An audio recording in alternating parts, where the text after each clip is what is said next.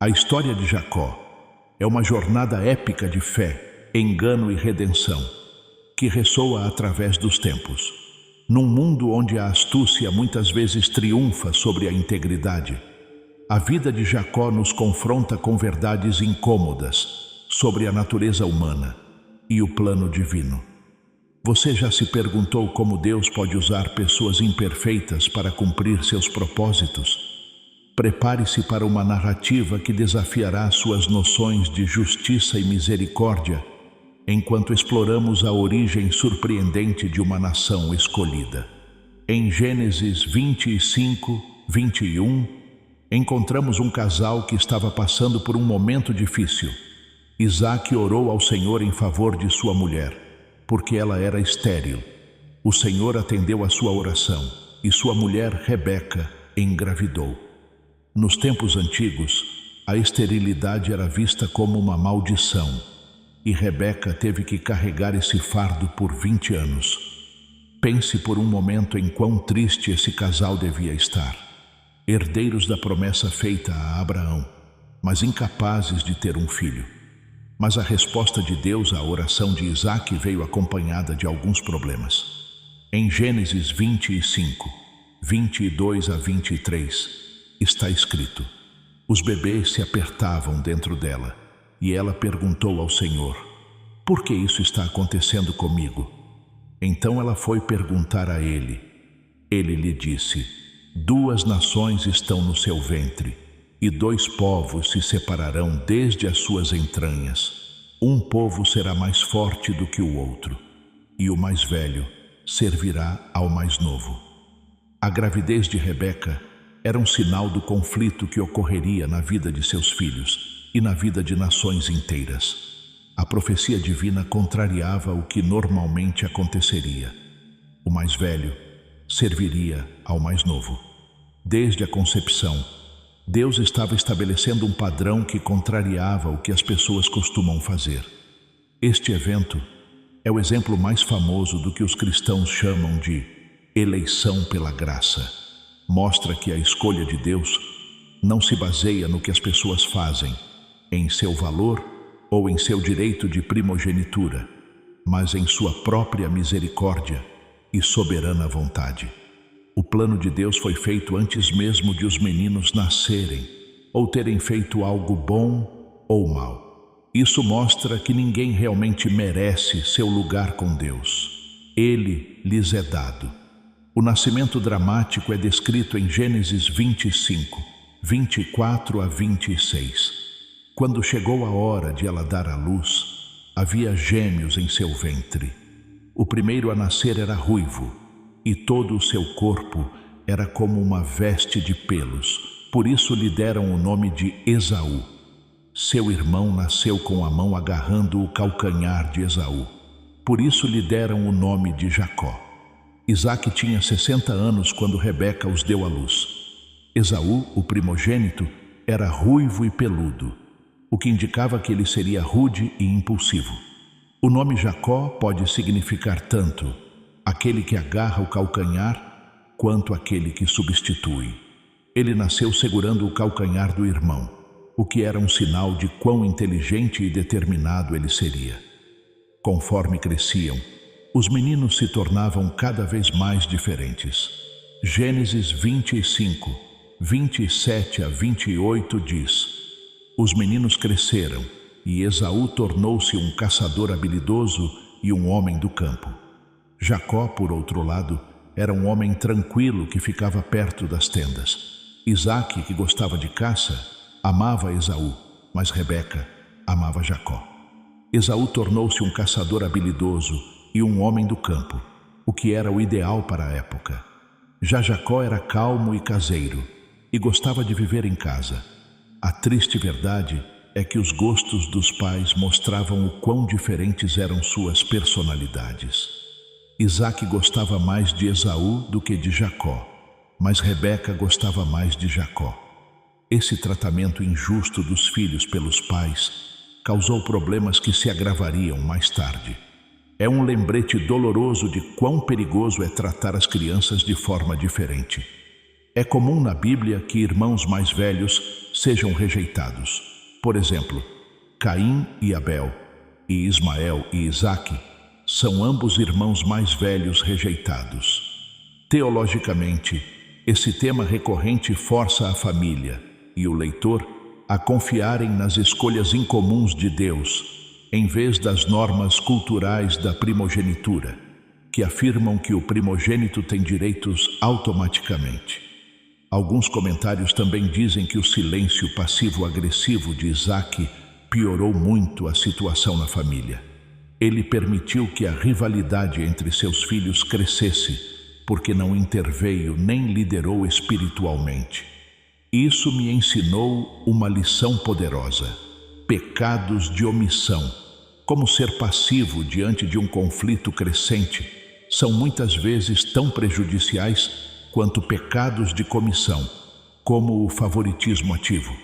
Pais com lealdades diferentes causaram problemas familiares, tornando o ambiente tóxico, onde as pessoas competiam e brigavam entre si.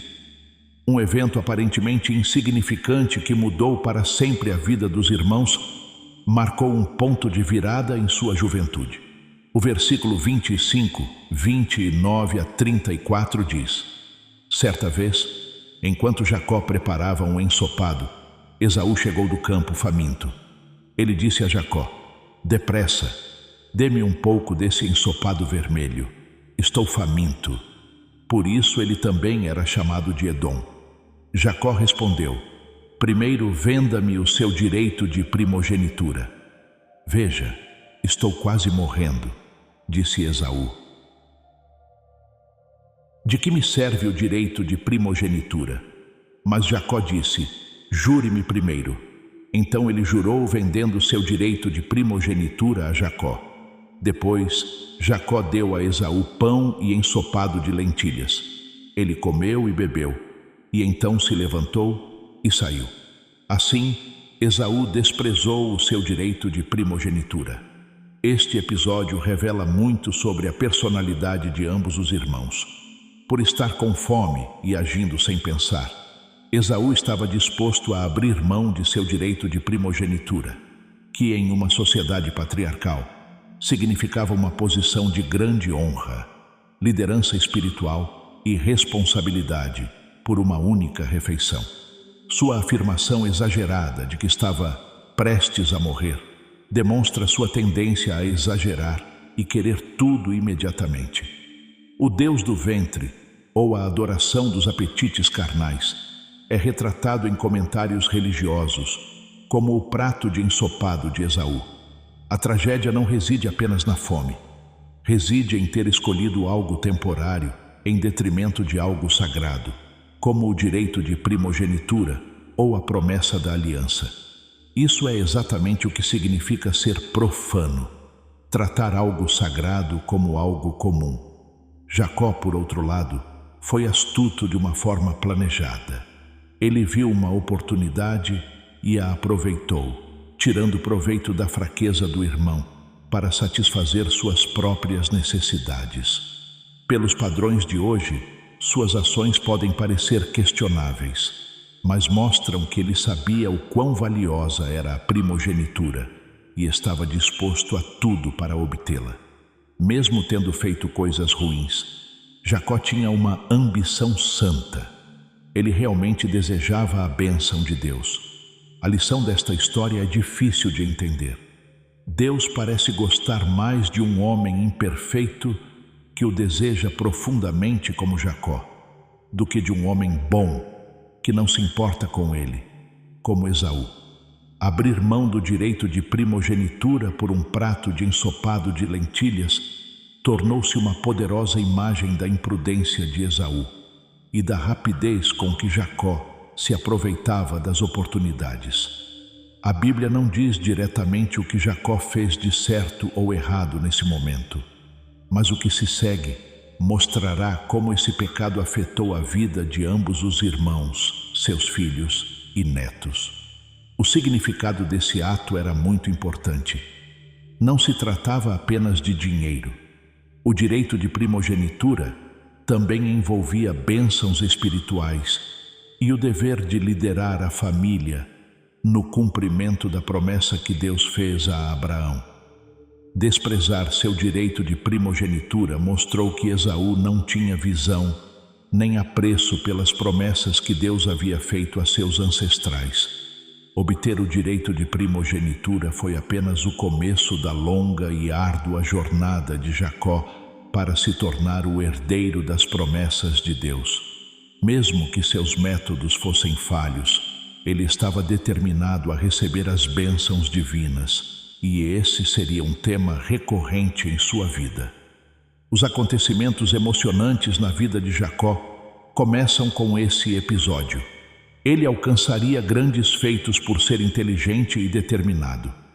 Mas essas mesmas circunstâncias também o colocariam em situações perigosas e conflituosas. A história de Jacó nos lembra que Deus está no controle e pode usar até mesmo nossas falhas e erros para levar adiante seus planos. Gênesis 27, 1-4 nos conta sobre um momento importante na vida de Isaque. Quando Isaque envelheceu e seus olhos estavam tão fracos que ele não conseguia enxergar, chamou Esaú, seu filho mais velho, e disse: "Meu filho?" Esaú respondeu: "Eis-me aqui." Então Isaque disse a Esaú: "Já sou um homem velho e não sei o dia da minha morte. Agora pegue suas armas, sua aljava e seu arco, e vá para o campo caçar alguma caça para mim. Prepare para mim a comida saborosa que eu gosto, e traga-a para que eu possa lhe dar a minha bênção antes de morrer."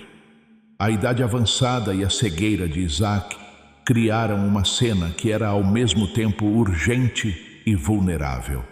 Ele sabia que ia morrer em breve, então queria fazer o que era certo como pai e abençoar seu primogênito antes de falecer. A bênção não era apenas uma formalidade, era um ato profético e poderoso que decidiria o destino do abençoado, de seus filhos e netos.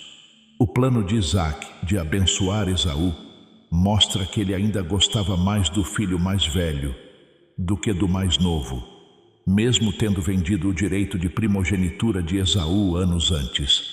Isaque talvez não soubesse do acordo feito por seus irmãos, ou talvez o considerasse inválido.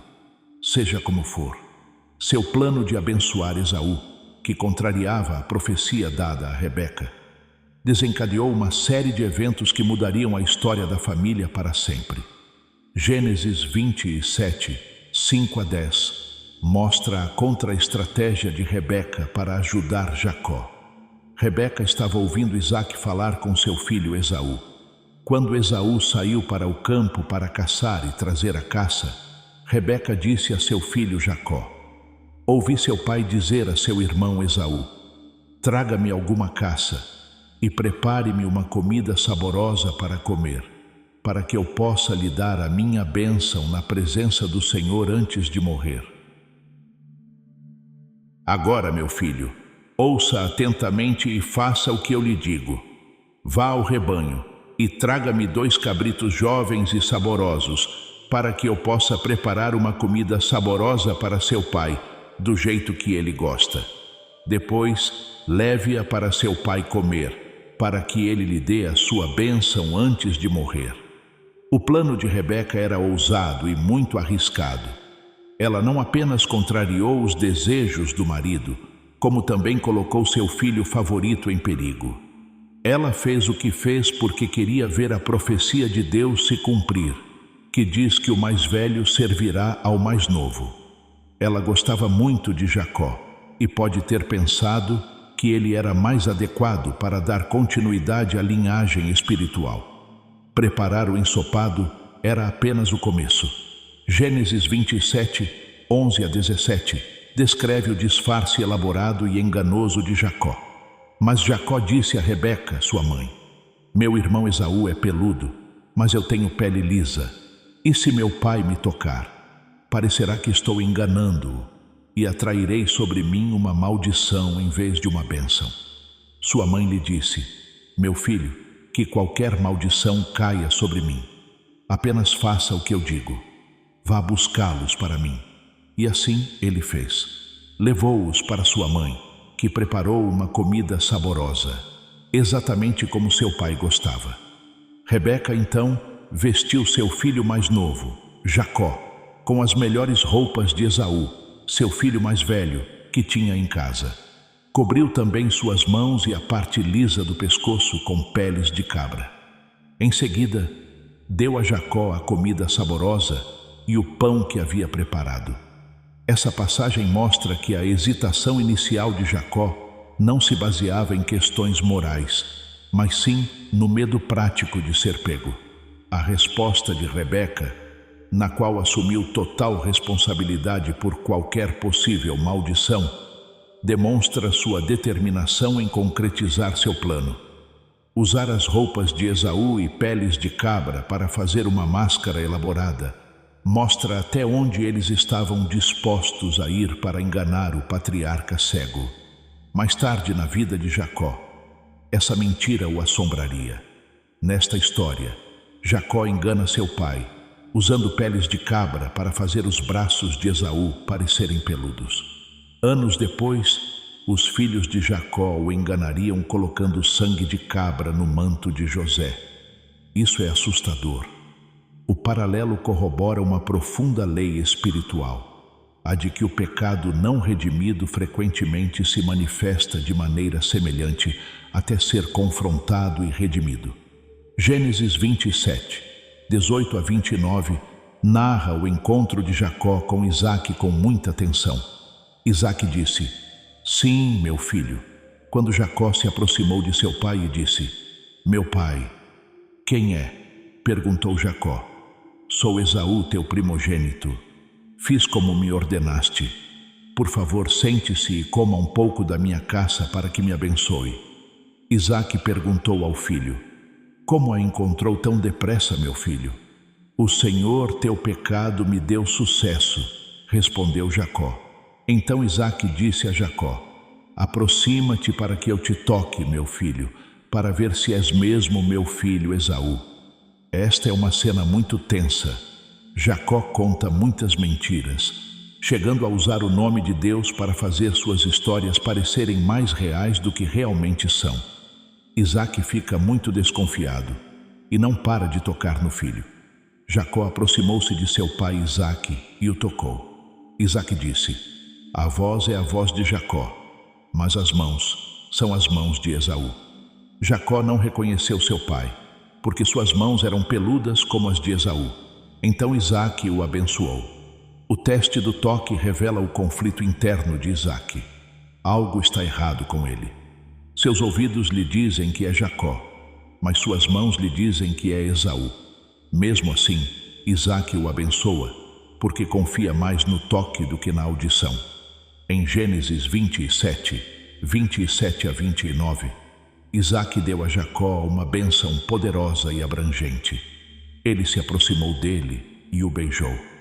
Quando sentiu o cheiro de suas roupas, o abençoou e disse: "Ah, o cheiro do meu filho é como o cheiro de um campo que o Senhor abençoou. Que Deus lhe dê o orvalho do céu e a riqueza da terra, abundância de trigo e vinho novo. Que as nações o sirvam e os povos se prostrem diante de você. Seja Senhor sobre seus irmãos, e que os filhos de sua mãe se prostrem diante de você. Aqueles que te amaldiçoarem serão amaldiçoados, e aqueles que te abençoarem serão abençoados." Essa bênção está repleta de imagens e promessas, incluindo riqueza, poder político e um status espiritual especial. De uma forma peculiar, a bênção inclui poder sobre seus irmãos, o que é semelhante ao que o profeta disse a Rebeca antes do nascimento dos gêmeos. Em Gênesis 27, 30 a 35, o retorno de Esaú e a descoberta da mentira são narrados de forma muito dramática. Depois que Isaque terminou de abençoá-lo e Jacó mal havia se afastado da presença de seu pai, seu irmão Esaú voltou da caça. Ele também preparou uma comida saborosa e a trouxe para seu pai. Então disse a ele: "Meu pai, por favor, sente-se e coma um pouco da caça do seu filho, para que você me dê a sua bênção." Seu pai Isaque perguntou: quem é você? Sou seu filho, respondeu ele, seu primogênito Esaú. Isaque tremeu violentamente e disse: quem foi então que caçou e trouxe a caça para mim? Eu a comi pouco antes de você chegar e o abençoei, e certamente ele será abençoado. Quando Esaú ouviu as palavras de seu pai, irrompeu em um grito alto e amargo e disse a seu pai: abençoe-me também, meu pai. Mas ele disse: seu irmão veio desonestamente e tomou a sua bênção. A reação de Isaque, tremendo violentamente, mostra o choque e o horror da descoberta. Quando ele disse: e certamente ele será abençoado, isso mostrou que ele sabia que a bênção não poderia ser revogada uma vez proferida. Não era apenas um desejo paterno, era uma palavra de Deus. Em uma reviravolta bastante irônica, a literatura rabínica judaica menciona um princípio chamado Midah Kneged Midah, que significa literalmente medida por medida. Isso chama a atenção para uma conexão linguística. Isaque usa a mesma palavra hebraica para traição ou engano, que Jacó usará mais tarde, quando gritar com Labão por tê-lo enganado com Lia. Com o tempo, o mentiroso será levado a acreditar nas mentiras contadas sobre ele e sentirá a mesma traição que causou em sua própria família. É possível sentir o desespero de Esaú. Gênesis 27, 36 a 38, descreve a dor de Esaú. Disse Esaú: não é justo que ele se chame Jacó? Esta é a segunda vez que ele se aproveita de mim. Tomou o meu direito de primogenitura e agora tomou a minha bênção. Então perguntou: você não guardou nenhuma bênção para mim? Isaque respondeu: eu o constituí senhor sobre você. Fiz de todos os seus parentes seus servos e o alimentei com trigo e vinho novo. O que mais posso fazer por você, meu filho? Esaú perguntou ao pai: você só tem uma bênção, meu pai? Abençoe-me também, meu pai. Esaú caiu em prantos. A dor de Esaú é profunda, mas também mostra o quão pouco ele sabia sobre o verdadeiro valor do direito de primogenitura. Ele não compreende totalmente o que desperdiçou até então. É comovente ver o quão desesperadamente ele implora por qualquer bênção. Em Gênesis 27, 39 a 40, Isaque dá a Esaú uma segunda bênção. Seu pai Isaque respondeu: sua morada será longe das riquezas da terra e do orvalho do céu. Você viverá pela espada e servirá a seu irmão. Mas quando se cansar, você se livrará do jugo dele. Essa bênção, muito diferente da de Jacó, significa que Esaú e seus descendentes terão uma vida difícil, mas também inclui uma promessa de libertação do domínio de Jacó no futuro. Uma profecia que diz que a raiva poderá ser substituída pelo perdão. A ameaça de vingança de Esaú é séria e surge imediatamente. De acordo com Gênesis 27, 41, Esaú guardava ressentimento contra Jacó por causa da bênção que seu pai lhe havia concedido. Ele pensou consigo mesmo: os dias de luto por meu pai estão próximos, então matarei meu irmão Jacó. A situação precisava ser resolvida rapidamente. Então Rebeca intervém novamente. Gênesis 27, 42 a 45 mostra seu plano para a fuga de Jacó.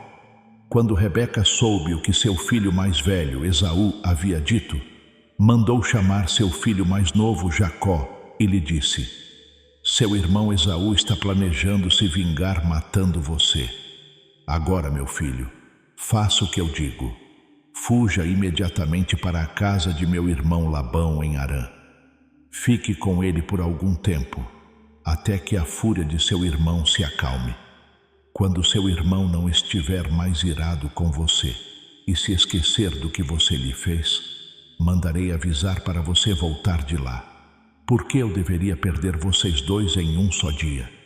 O plano de Rebeca demonstra sua crescente astúcia. Ela não apenas protege Jacó da ira de Esaú, como também se esforça para garantir a continuidade da linhagem prometida. Suas últimas palavras sugerem que ela teme tanto pela vida de Jacó quanto pela de Esaú, pois ele estaria em grandes apuros se matasse o irmão. Gênesis 28, 1-5, narra a jornada de Jacó a Harã, que marcou o início de uma nova e importante fase de sua vida. Então, Isaque chamou Jacó e o abençoou. Depois, ordenou-lhe: não se case com uma mulher cananeia. Vá imediatamente para Padã-Arã, para a casa de Betuel, pai de sua mãe. Escolha uma esposa lá, dentre as filhas de Labão, irmão de sua mãe. Que o Deus Todo-Poderoso o abençoe, o faça frutificar e multiplique sua família, até que vocês se tornem uma comunidade de povos. Que ele conceda a você e a sua descendência a bênção dada a Abraão, para que vocês tomem posse da terra onde agora residem como estrangeiros, a terra que Deus deu a Abraão. Então Isaque despediu Jacó, e ele foi para Padã-Arã, para Labão, filho de Betuel, o arameu, irmão de Rebeca, mãe de Jacó, e Esaú. Esta passagem mostra que Isaque agora aceita a vontade de Deus e abençoa Jacó novamente, desta vez sabendo que está sendo enganado. Ele também dá instruções claras sobre como se casar, enfatizando a importância de manter a linhagem familiar pura.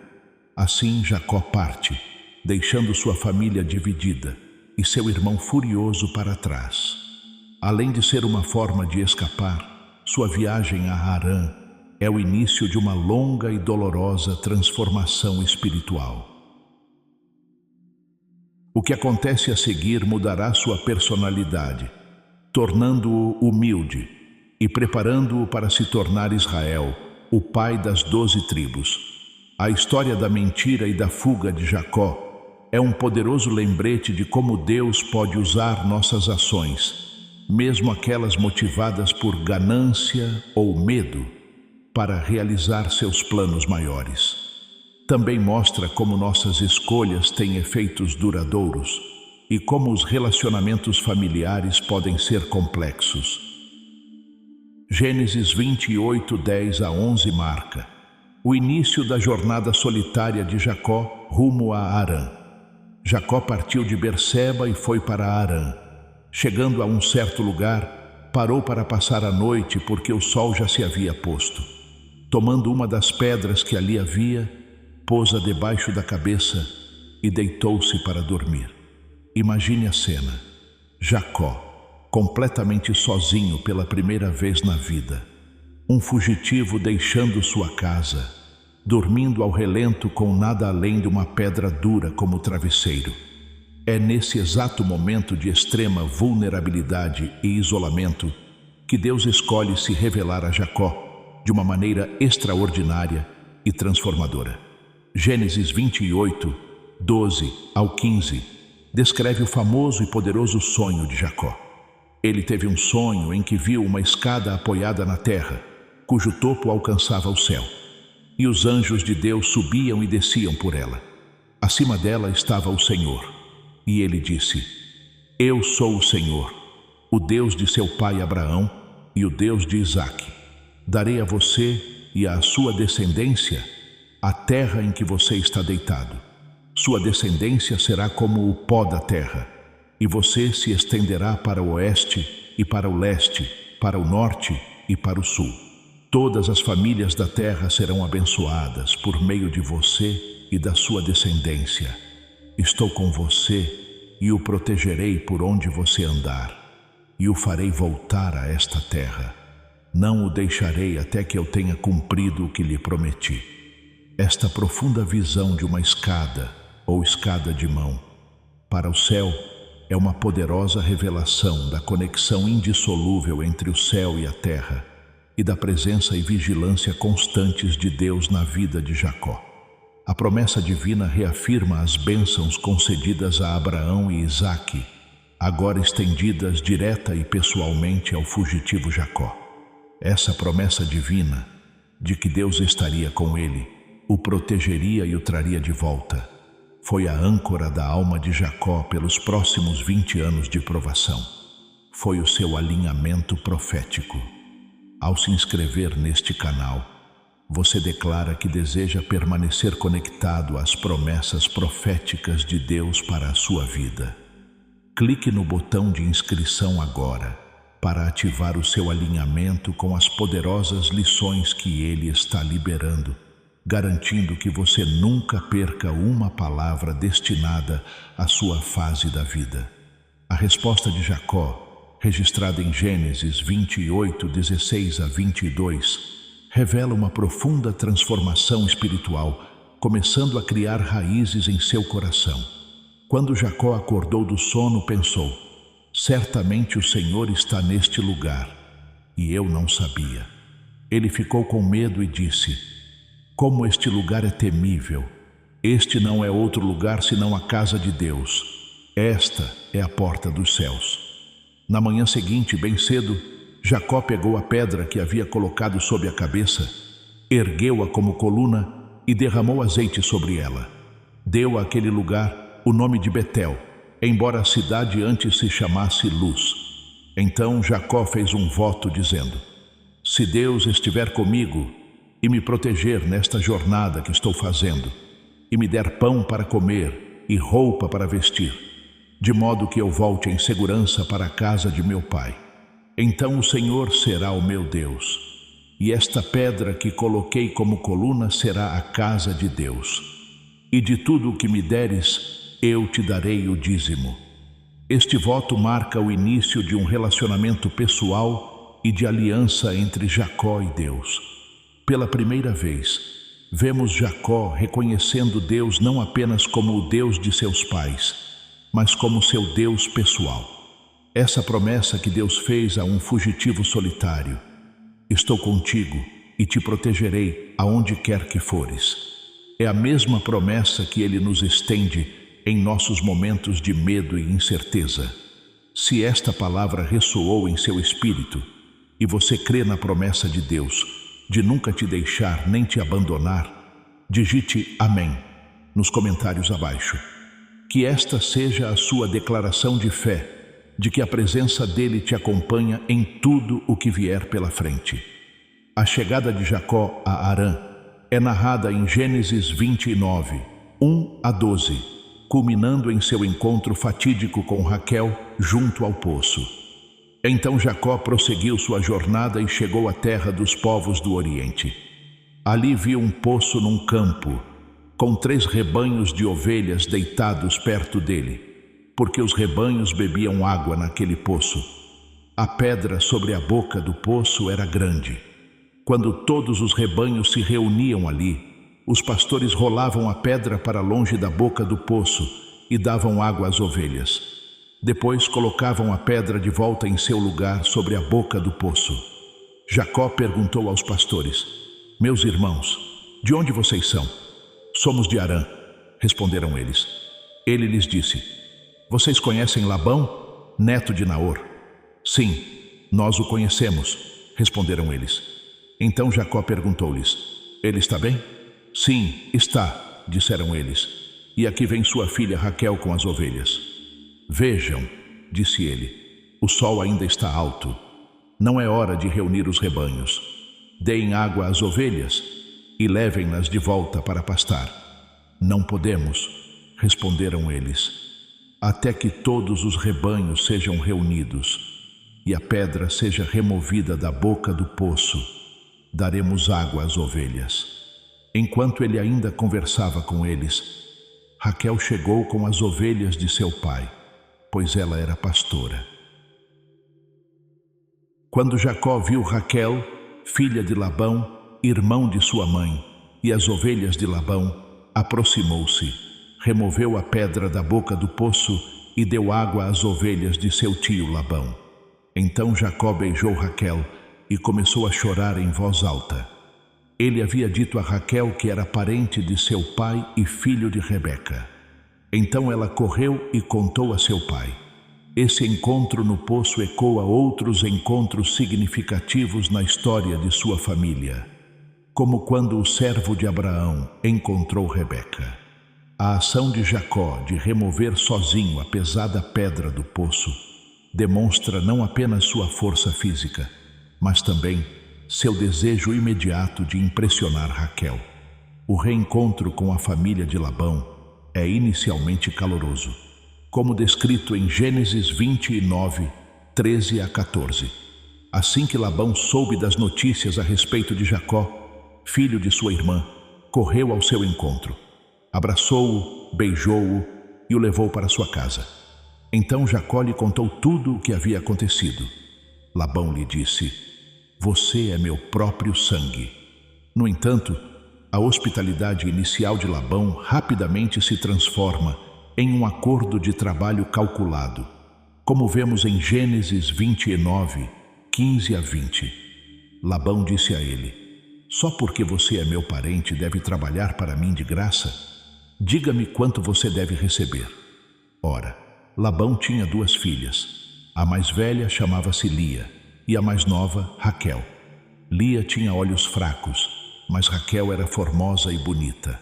Jacó apaixonou-se por Raquel e disse: "Trabalharei para você por 7 anos em troca de sua filha mais nova, Raquel." Labão respondeu: "É melhor que eu a dê a você do que a outro homem. Fique aqui comigo." Assim, Jacó trabalhou 7 anos para conseguir Raquel, mas para ele pareceram apenas alguns dias, por causa do amor que sentia por ela. Este acordo revela tanto o amor profundo e apaixonado de Jacó por Raquel, quanto a natureza astuta e calculista de Labão. Os 7 anos de trabalho são uma inversão irônica da situação de Jacó. Aquele que enganou seu pai e seu irmão agora trabalha fiel e pacientemente por 7 longos anos.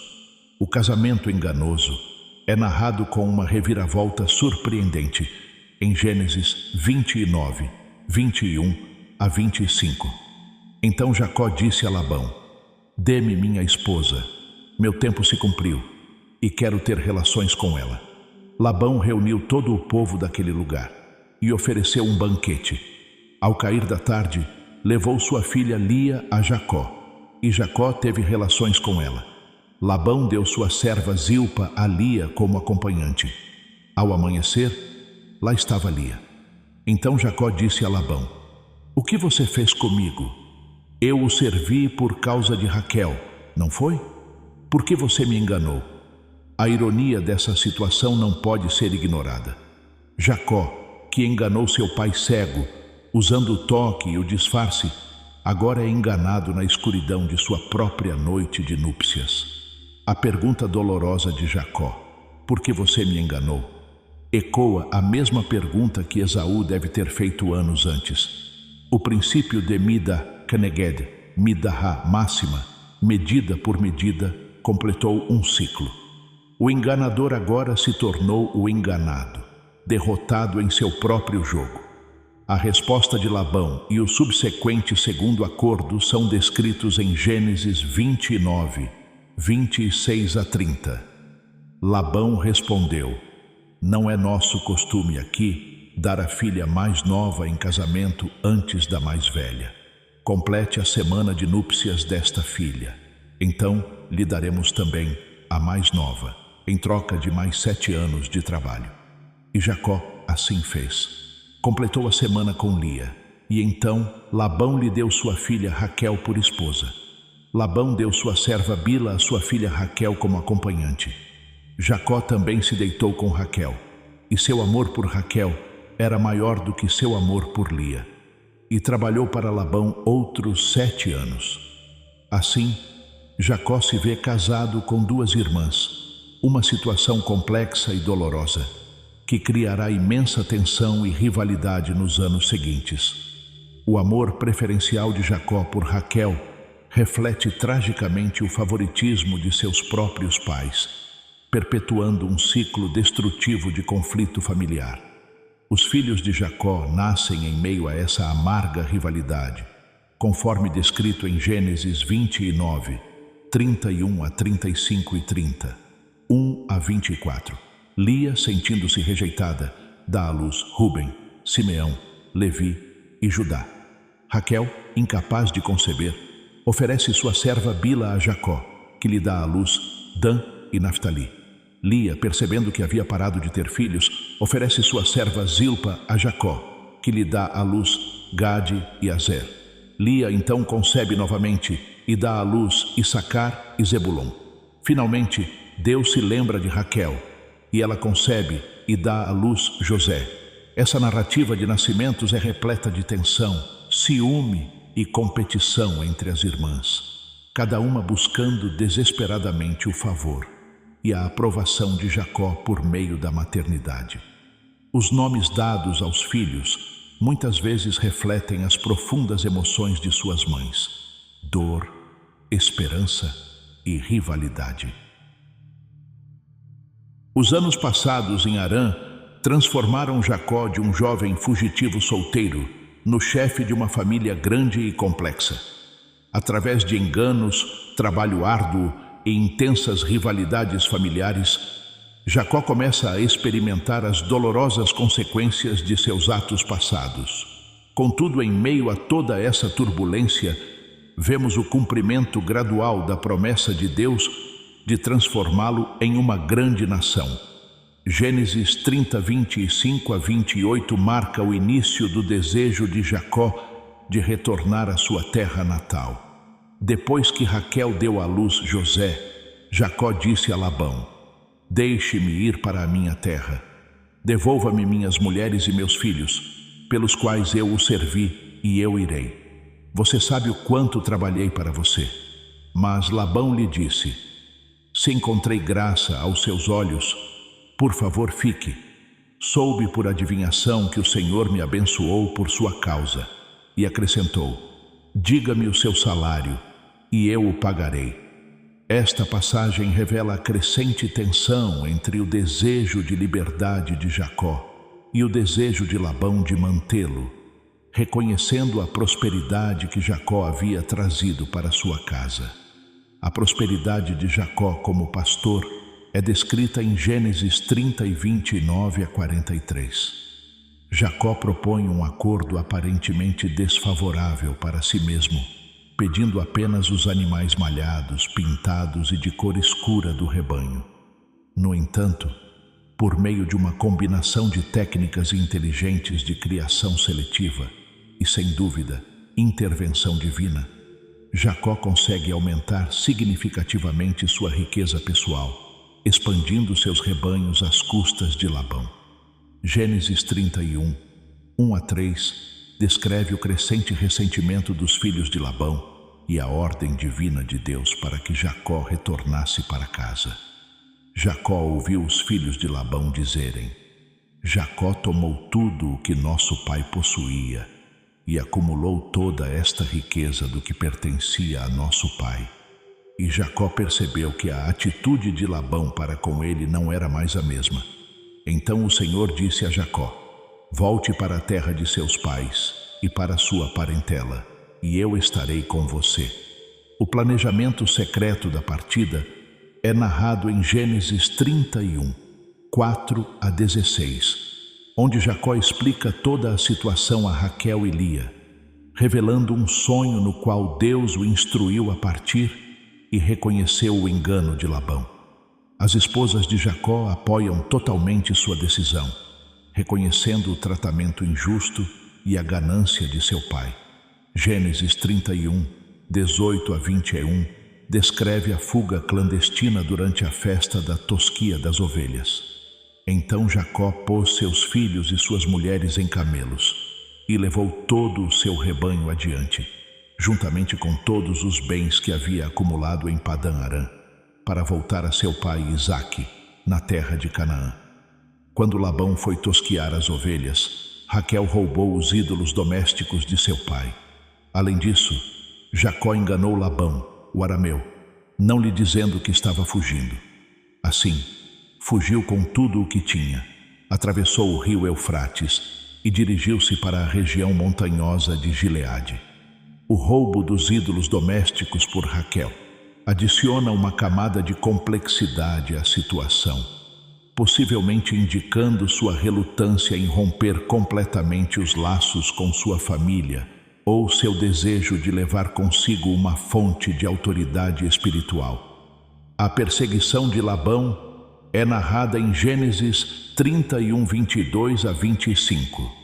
No terceiro dia, Labão foi informado de que Jacó havia fugido. Levando consigo seus parentes, perseguiu Jacó por 7 dias e o alcançou na região montanhosa de Gileade. Então Deus apareceu a Labão, o arameu, em um sonho à noite e lhe disse: cuidado para não dizer nada a Jacó, nem bom nem mau. Jacó havia armado sua tenda na região montanhosa de Gileade quando Labão o alcançou, e Labão e seus parentes também acamparam ali. O aviso direto de Deus a Labão em um sonho demonstra sua contínua proteção sobre Jacó, mesmo quando as próprias ações de Jacó eram, mais uma vez, questionáveis. O tenso confronto no Monte Gileade é descrito em Gênesis 31, 26 a 42. Labão acusa Jacó de ter fugido secretamente e roubado seus ídolos domésticos. Desconhecendo o roubo de Raquel, Jacó nega veementemente a acusação e permite que Labão reviste todo o acampamento. Raquel, astutamente sentada sobre os ídolos roubados, engana seu pai alegando que não consegue se levantar por causa da menstruação, impedindo-o de encontrá-los. Jacó então descarrega sua frustração pelo tratamento injusto que recebeu de Labão nos últimos 20 anos. Durante 20 anos estive contigo. Tuas ovelhas e cabras não abortaram, nem comi carneiros dos teus rebanhos. Não te trouxe animais dilacerados por feras.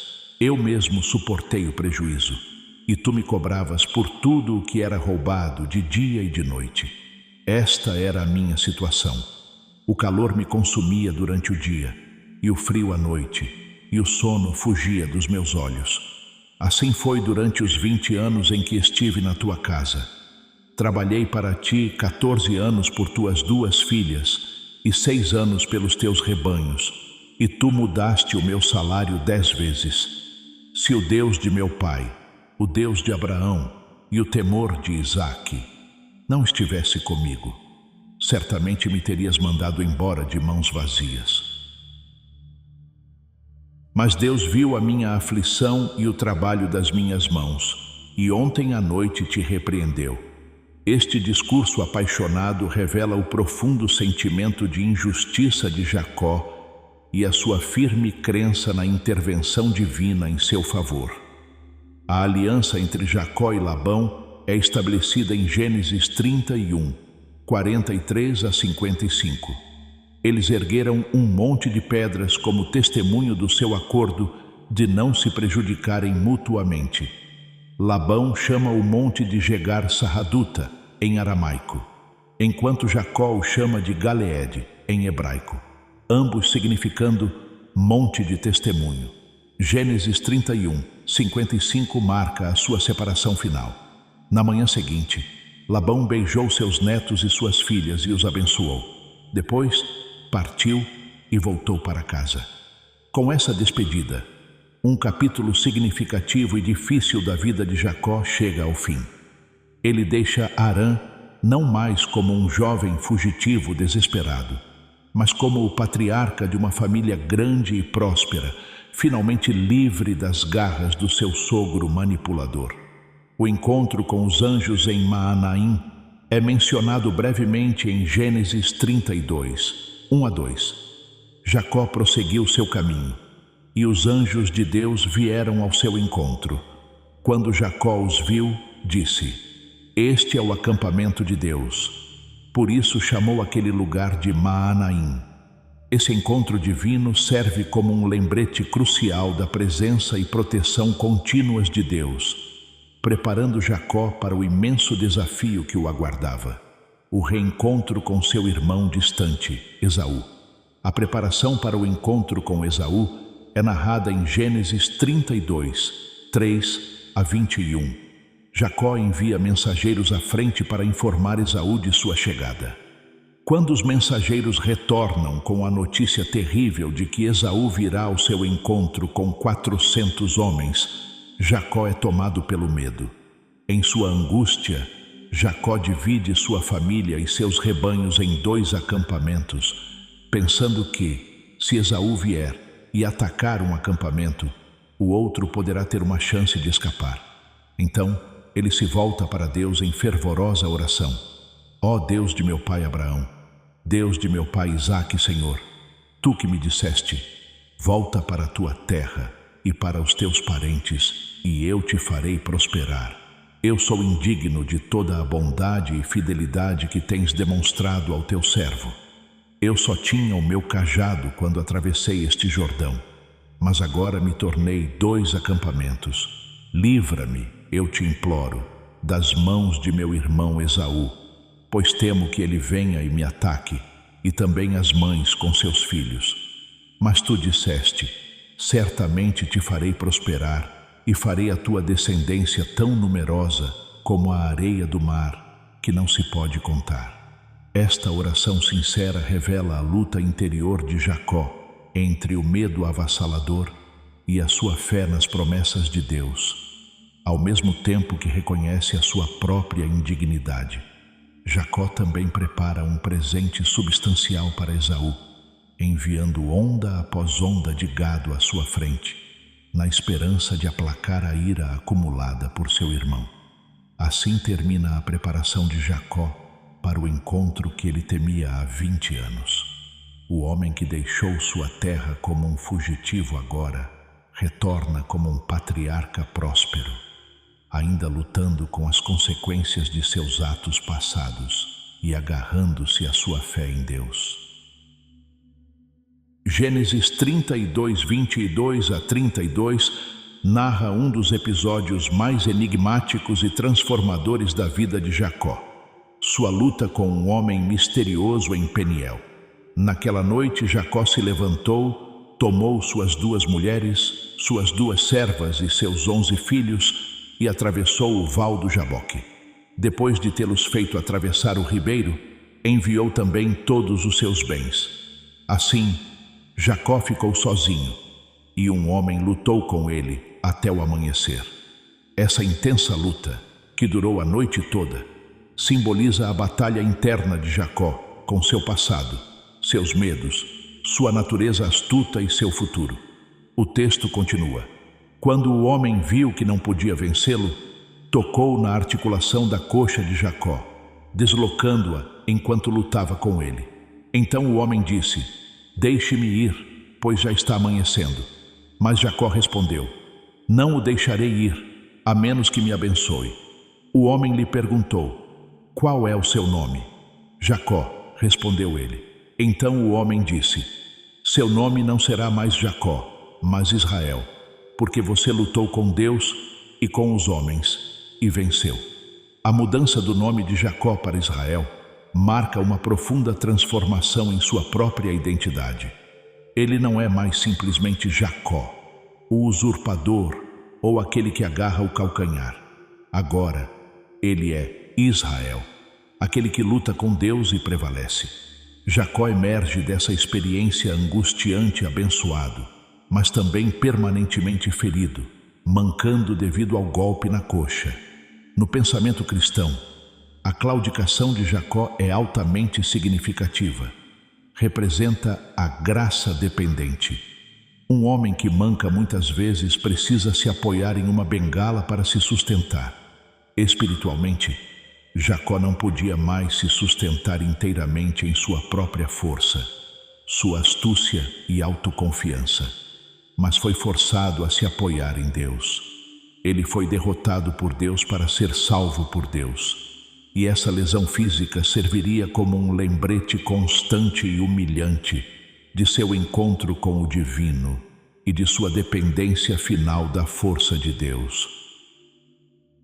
Além disso, uma fascinante observação judaica aponta que, diferentemente de Abraão, que mudou de nome e nunca mais foi chamado de Abrão, a Bíblia continua a se referir a esse personagem, ambos Jacó e Israel, pelo resto de sua vida.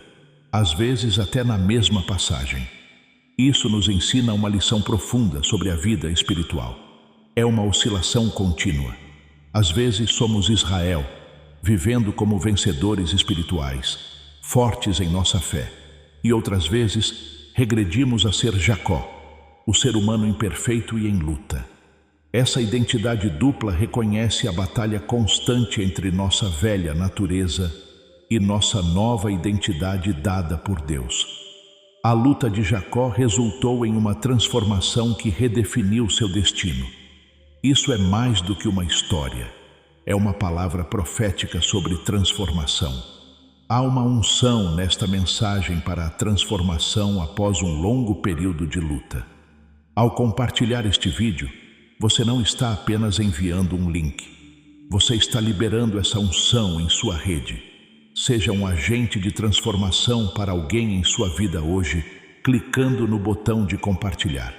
O tão temido encontro com Esaú finalmente acontece em Gênesis 33, 1 a 11. Jacó olhou para cima e viu Esaú vindo com seus 400 homens.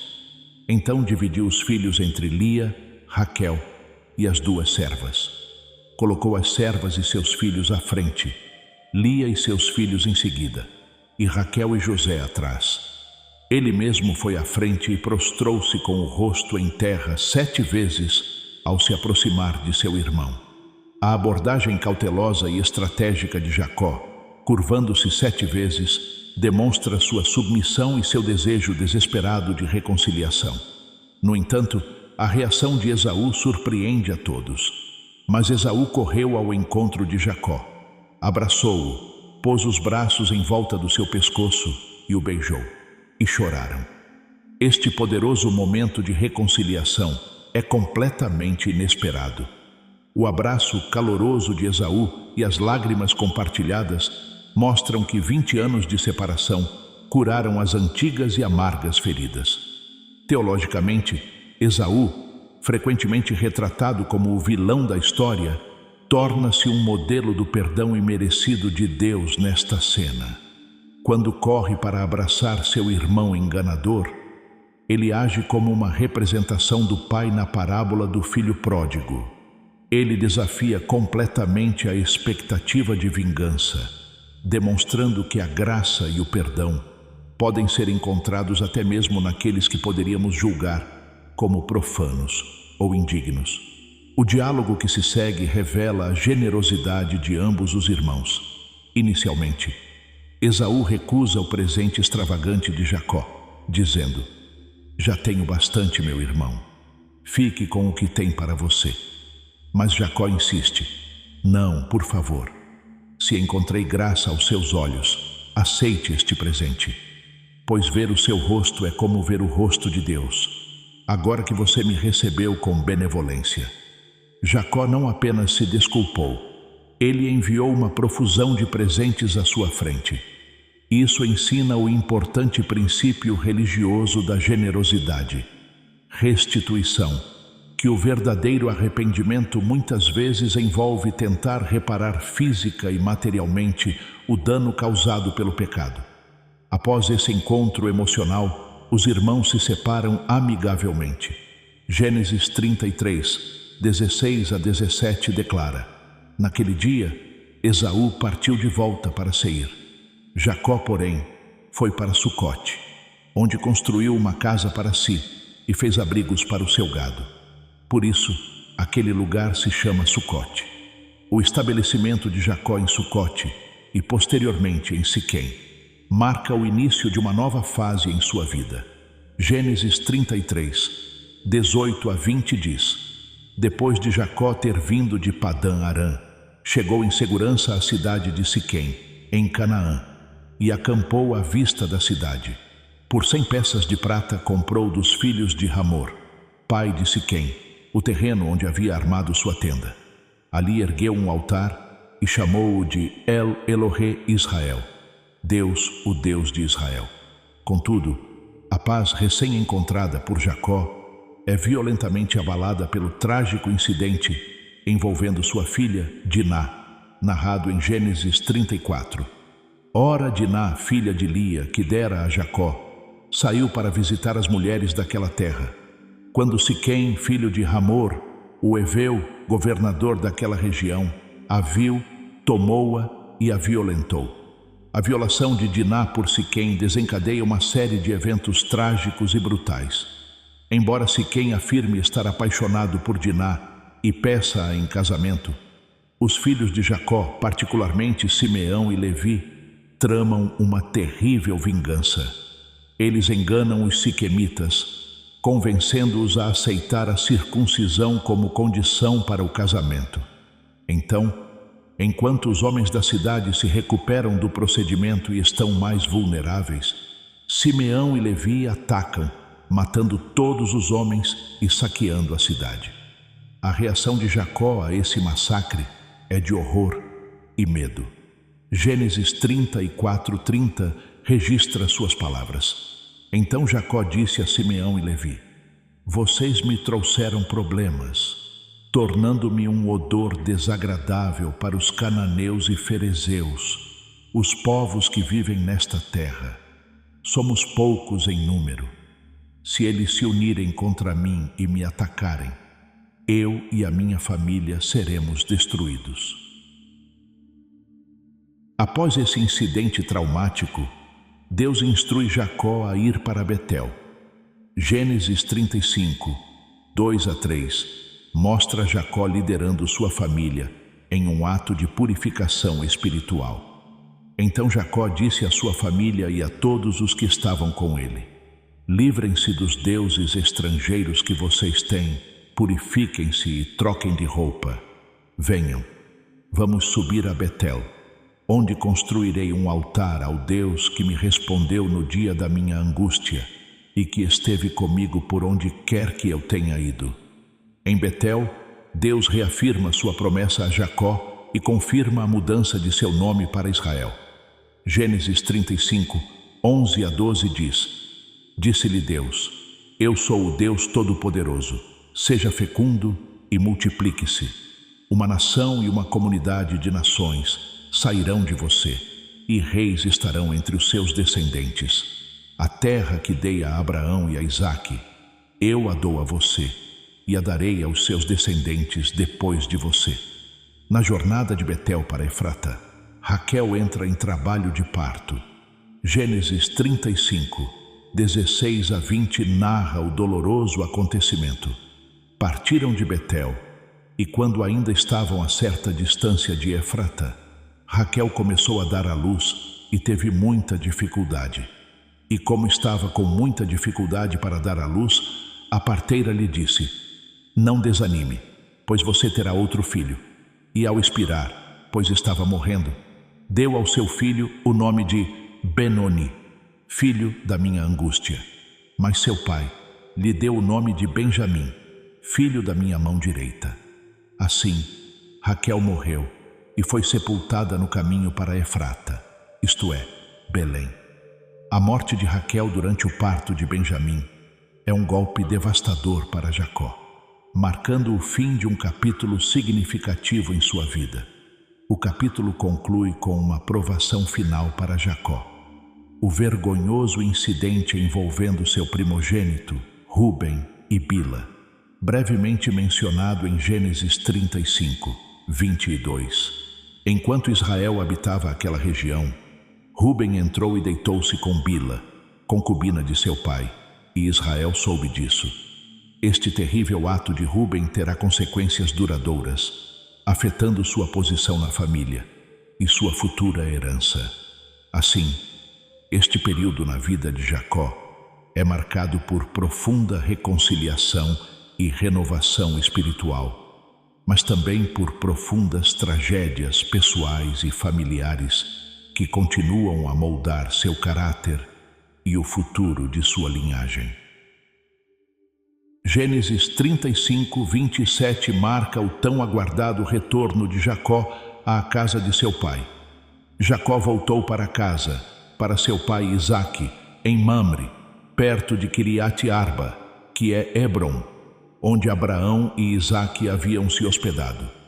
Esse retorno completa o longo e árduo ciclo da jornada de Jacó, trazendo-o de volta às suas raízes após mais de 2 décadas de exílio, luta e transformação. A morte e o sepultamento de Isaque são brevemente narrados em Gênesis 35, 28 a 29.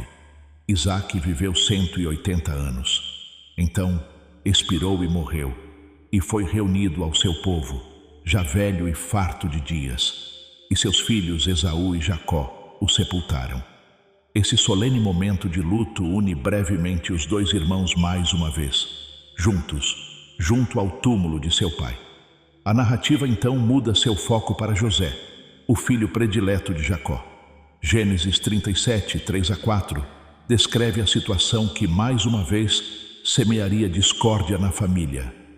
Ora, Israel amava José mais do que a todos os seus outros filhos, porque lhe nascera na sua velhice, e fez para ele uma túnica ornamentada. Quando seus irmãos viram que seu pai o amava mais do que a todos eles, odiaram-no e não lhe podiam dirigir uma palavra amável. O favoritismo explícito de Jacó por José ecoa tragicamente o próprio passado de Jacó como filho predileto de sua mãe, criando um padrão familiar e destrutivo de tensão familiar. A túnica especial, frequentemente traduzida como a túnica de muitas cores, torna-se um símbolo tangível e provocativo desse favoritismo, inflamando o ciúme de seus irmãos. Os sonhos de José, narrados em Gênesis 37, 5 a 11, intensificam o ciúme de seus irmãos a um nível perigoso. José sonha que seus feixes de trigo se elevam, enquanto os feixes de seus irmãos se curvam diante dos seus. Em outro sonho, mais grandioso, o sol, a lua e 11 estrelas se curvam diante dele. Esses sonhos proféticos, embora mal recebidos por seus irmãos e até mesmo questionados por seu pai, prenunciam o futuro papel de José como salvador e governante de sua família. A venda de José por seus irmãos é um ponto de virada dramático e cruel na história. Gênesis 37, 18 a 20 narra o plano inicial e frio que eles arquitetaram para matá-lo. Mas eles o viram ao longe e, antes que chegasse perto, tramaram para matá-lo. Lá vem o sonhador, disseram uns aos outros. Vamos matá-lo e jogá-lo em uma dessas cisternas, dizendo que um animal feroz o devorou. Assim veremos o que acontecerá com seus sonhos. A intervenção de Rúben, descrita em Gênesis 37, 21 a 22, salva a vida de José de um assassinato imediato. Quando Rúben ouviu isso, tentou livrá-lo das mãos deles. Não vamos tirar a vida dele, disse ele. Não derramem sangue. Joguem-no nesta cisterna aqui no deserto, mas não o toquem. Rúben disse isso para livrá-lo deles e levá-lo de volta para seu pai. Contudo, a sugestão de Judá de vendê-lo como escravo acaba prevalecendo. Gênesis 37, 26 a 28 narra a fria transação. Disse Judá a seus irmãos: que vantagem teremos se matarmos nosso irmão e encobrirmos seu sangue? Vamos vendê-lo aos ismaelitas e não o mataremos. Afinal, ele é nosso irmão, nosso próprio sangue. Seus irmãos concordaram. Então, quando os mercadores midianitas passaram, seus irmãos tiraram José da cisterna e o venderam por 20 siclos de prata aos ismaelitas, que o levaram para o Egito. O engano perpetrado pelos filhos de Jacó é detalhado com precisão arrepiante em Gênesis 37, 31 a 33. Então, eles pegaram a túnica de José, mataram um bode e mergulharam a túnica no sangue. Levaram a túnica ornamentada de volta ao pai e disseram: encontramos isto, examine-a para ver se é a túnica do seu filho. Ele a reconheceu e disse: é a túnica do meu filho. Algum animal feroz o devorou. José certamente foi despedaçado. Nesse momento, o ciclo de engano volta para assombrar Jacó da maneira mais dolorosa imaginável. O homem que outrora enganou o próprio pai com a túnica de José, agora está sendo punido por seus atos. Peles de cabra agora é cruelmente enganado por seus próprios filhos com o sangue de cabra. Princípio de Midá Keneged Midá, medida por medida, se manifesta mais uma vez, trazendo o mesmo tipo de mágoa e traição que ele infligiu ao próprio pai. O luto intenso de Jacó é comovente e devastador. Gênesis 37, 34 a 35 descreve sua dor inconsolável. Então Jacó rasgou as suas vestes, vestiu-se de pano de saco e chorou por seu filho durante muitos dias. Todos os seus filhos e filhas vieram consolá-lo, mas ele recusou ser consolado. Não, disse ele, continuarei a chorar até me juntar ao meu filho na sepultura. Então seu pai chorou por ele. Os anos de tristeza e luto por José representam um período sombrio e doloroso na vida de Jacó. Desconhecendo o verdadeiro destino de seu amado filho, ele vive com uma dor profunda e persistente, que nem mesmo o resto de sua família consegue aliviar. A narrativa então avança no tempo para um período de severa fome na terra de Canaã. Gênesis 42, 1 a 2, relata a decisão pragmática de Jacó. Quando Jacó soube que havia trigo no Egito, disse a seus filhos: "Por que vocês ficam aí se olhando?" E continuou: "Ouvi dizer que há trigo no Egito. Vão lá e comprem para nós, para que possamos viver e não morrer." Enviar seus filhos ao Egito para comprar comida desencadeia uma série de eventos que culminarão no reencontro surpreendente da família. A prisão de Simeão no Egito e a exigência do poderoso governante de que Benjamim fosse levado na próxima visita criam um terrível dilema para Jacó. Gênesis 42, 36 captura sua profunda angústia. Disse-lhes Jacó, seu pai: "Vocês me privaram dos meus filhos. José já não existe, Simeão também, e agora querem levar Benjamim. Tudo está contra mim." Sua relutância em enviar Benjamim, o último filho de sua amada Raquel, é totalmente compreensível à luz das perdas anteriores que ele havia sofrido. A segunda viagem ao Egito com Benjamim é narrada em Gênesis 43. A insistência apaixonada de Judá e sua garantia pessoal pela segurança de Benjamim finalmente convencem Jacó a deixá-lo ir. Gênesis 43, 11 a 14, mostra Jacó abençoando a missão com o coração pesado. Então seu pai Israel lhes disse: "Se for mesmo necessário, façam o seguinte: coloquem em seus sacos alguns dos melhores produtos da terra e levem-nos como presente para aquele homem. Um pouco de bálsamo e um pouco de mel, algumas especiarias e mirra, alguns pistaches e amêndoas. Levem também o dobro da prata, pois vocês devem devolver a prata que foi colocada na boca dos sacos. Talvez tenha sido um engano. Levem também seu irmão e voltem imediatamente para aquele homem. Que Deus Todo-Poderoso lhes conceda misericórdia diante daquele homem, para que ele permita que seu outro irmão e Benjamim voltem com vocês. Quanto a mim, se eu for privado da viagem, que assim seja." A revelação de José aos seus irmãos, narrada em Gênesis 45, é um dos momentos mais emocionantes e catárticos de toda a narrativa bíblica. Quando José finalmente revela sua identidade, ele envia seus irmãos de volta com uma mensagem para Jacó, em Gênesis 45, 9 a 11. "Voltem depressa para meu pai e digam-lhe: assim diz seu filho José: Deus me fez senhor de todo o Egito. Venham até mim, não demorem. Vocês, seus filhos, seus netos, seus rebanhos, seus animais e tudo o que vocês têm, ficarão perto de mim na região de Gósen.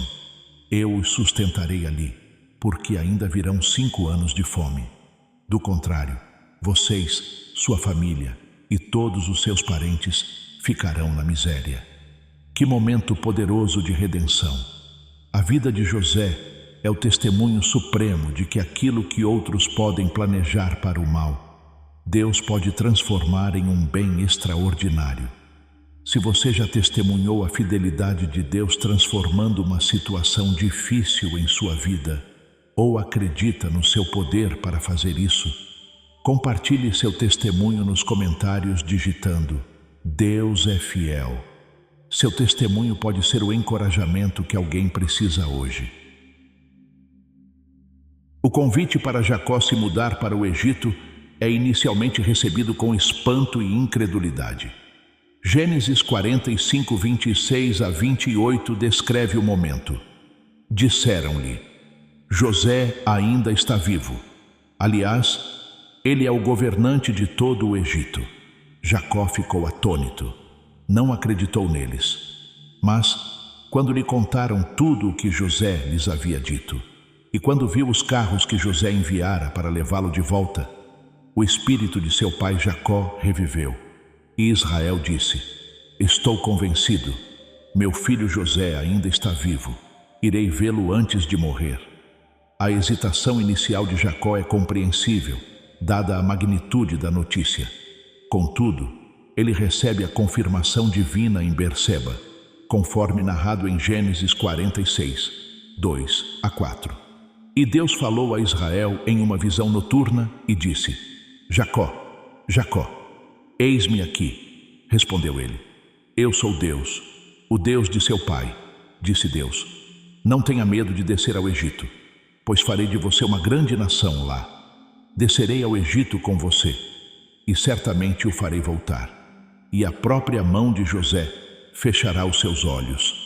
A jornada para o Egito e o reencontro emocionante com José são descritos em Gênesis 46, 29 a 30. José mandou preparar seu carro e foi a Gósen para encontrar seu pai Israel.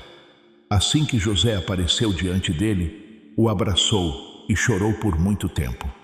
Israel disse a José: Agora estou pronto para morrer, pois vi com meus próprios olhos que você ainda está vivo. O estabelecimento na terra de Gósen marca o início da fase final da vida de Jacó. Gênesis 47, 7 a 10, narra o encontro de Jacó com o poderoso faraó. Então José trouxe seu pai Jacó e o apresentou a Faraó. Depois que Jacó abençoou Faraó, Faraó lhe perguntou: Quantos anos você tem? E Jacó respondeu a Faraó: Os anos da minha peregrinação são 130. Meus anos foram poucos e difíceis, e não se comparam aos anos da peregrinação de meus pais. Então Jacó abençoou Faraó e saiu da sua presença. Os últimos 17 anos da vida de Jacó no Egito foram um período de relativa paz e prosperidade. Gênesis 47, 27 a 28 resume esse período.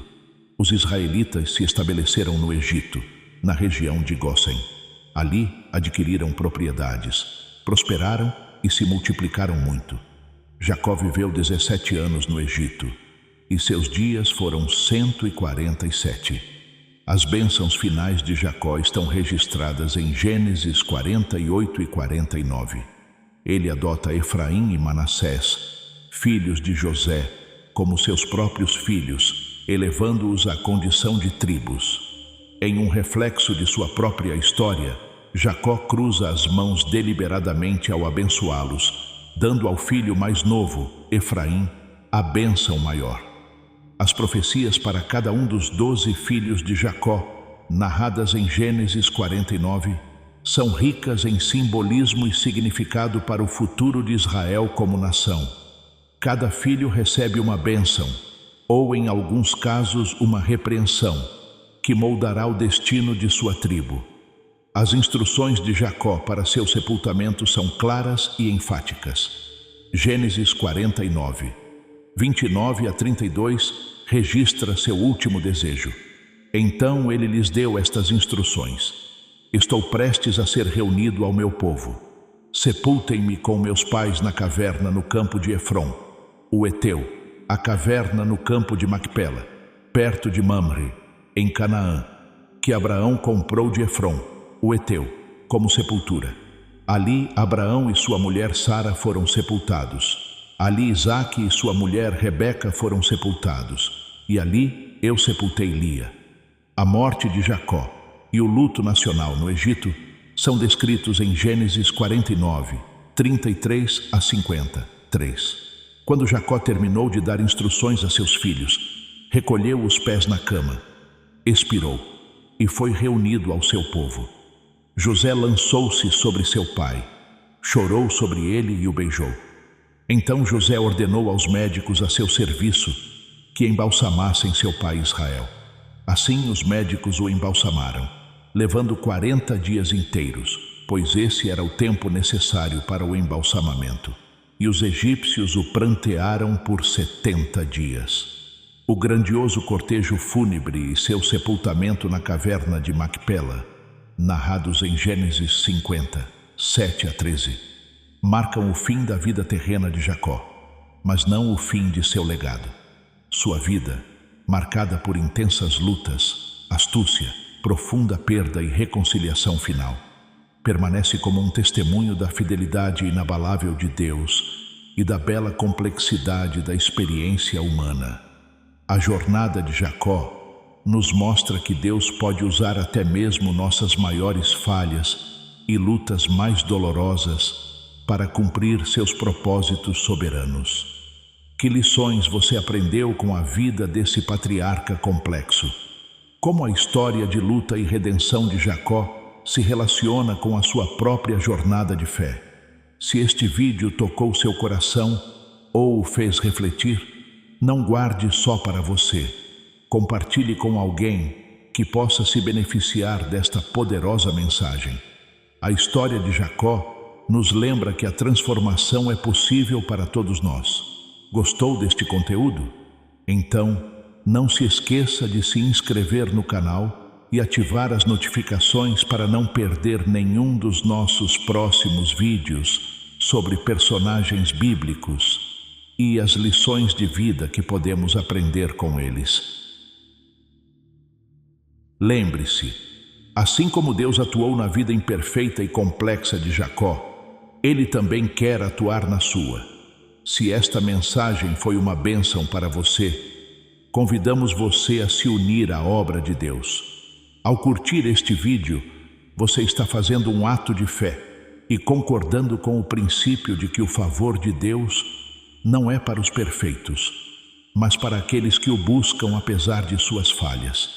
Que seu curtir seja uma semente que ative o fluxo de seu favor imerecido em sua própria jornada. Se ainda não o fez, inscreva-se para se manter alinhado com as palavras proféticas que compartilhamos. E por fim, lembre-se de que, ao compartilhar esta mensagem, você libera a unção da vitória para outras pessoas. Antes de concluirmos esta mensagem, você precisa ouvir isto com clareza. Você foi guiado até aqui por orientação divina.